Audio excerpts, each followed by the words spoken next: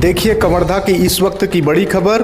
10 लाख इनामी नक्सली दंपति ने कवर्धा पुलिस के समक्ष की आत्मसमर्पण। दोनों ही नक्सलियों पर था इनाम। दोनों हिड़मा के गांव के रहने वाले हैं। दोनों दंपति पूर्व में कवर्धा जिले पर थे सक्रिय। देखिए आत्मसमर्पण पर जिले के कलेक्टर और जिले के पुलिस कप्तान ने क्या कहा। आज कबीरधाम जिले में दो नक्सली, एक का नाम है रमेश उर्फ मेसा मंडावी और दूसरे का नाम है रोशनी उर्फ हिडमे मंडावी। ये आप दोनों सरेंडर कर रहे हैं। इनके बारे में जानकारी मिली ये है कि 2015 से 19 तक ये बस्तर एरिया में और 19 के बाद से ये कबीरधाम जिले में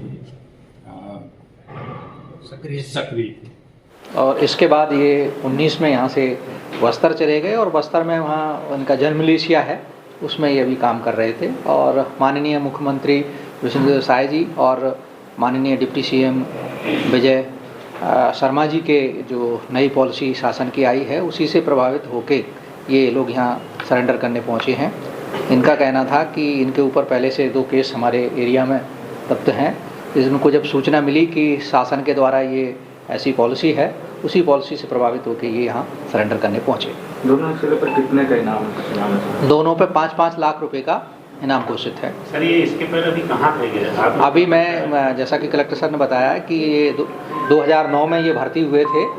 2009 में भर्ती के बाद ये बस्तर क्षेत्र में रहे। बस्तर क्षेत्र के बाद 15 तक बस्तर में रहे और 15 के बाद ये 15 से 19 तक अपने एरिया में बोडला एरिया कमेटी के एक डिप्टी कमांडर थे और दूसरी उसकी पत्नी जो है वो सदस्य थी।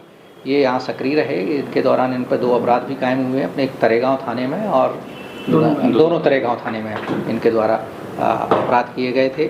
चूँकि अभी बस्तर एरिया में ये काम कर रहे थे और ये इसको मैं आपको बताना चाहूँगा कि ये हिडमा के गांव के रहने वाले हैं दोनों लोग और हिडमा के ही समय ये अपने उसमें दलम में काम करना स्टार्ट किया।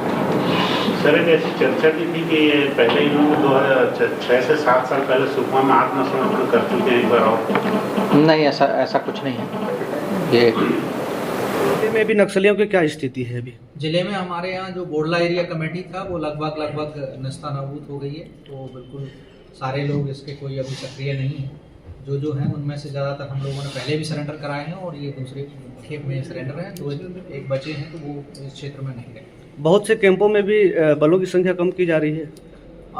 बलों की संख्या कम नहीं की जा रही है। कभी चुनाव के लिए बल थोड़ा उधर जाता है, बाकी सारे कैंपों में बल पर्याप्त है और हमारा एक नया कैंप भी बंदूकोना खुलने जा रहा है। सर ये जैसे बस्तर में थे अभी कवर्धा आके इनको आत्मसमर्पण का उद्देश्य क्या रहे? क्योंकि कवर्धा में इनके ऊपर 2 अपराध कायम है। क्या संख्या होगी अभी नक्सलियों? ये थोड़ी सी कह पाना कठिन है कि कितनी संख्या होगी। ये संख्या घटती बढ़ती रहती है। और ये इन्होंने कोई हथियार वगैरह भी सरेंडर किया है? नहीं, इनके पास जब ये सक्रिय सदस्य थे यहाँ 19 तक, तब इनके पास एक पास इंसाज और एक के पास SLR हुआ करती थी जो कि उन्होंने अपने धर्म समर्पित कर दी थी। उसके बाद 2019 के बाद क्या इन लोगों ने कभी नक्सली गतिविधियों में शामिल है? ये हम पता लगाएंगे क्योंकि ये जन्म मिलिशिया में काम कर रहे थे बस्तर में। शासन की पुनर्वास नीति के तहत अभी 25-25 हज़ार उनको दिए हैं और वो भी जो भी प्रावधान है पुनर्वास नीति का उसके तहत इनको जो लाभ मिलेगा ताकि ये मुख्य धारा में लौट सके।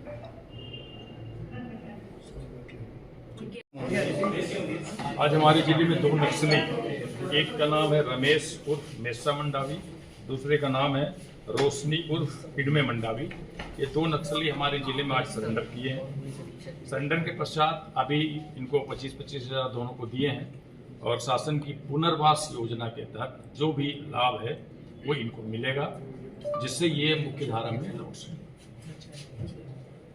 सर आप बता दें कौन कौन से मामले में शामिल थे, कहाँ से? ये हमारे तरेगांव थाना क्षेत्र के 2 मामले में शामिल थे और इनका मेन रूप से हमारी बोडला एरिया कमेटी के डिप्टी कमांडर था और इसकी पत्नी उसकी सदस्य थी। कितने इनाम थे सर? इन पर 5-5 लाख रुपए का इनाम। सर जानकारी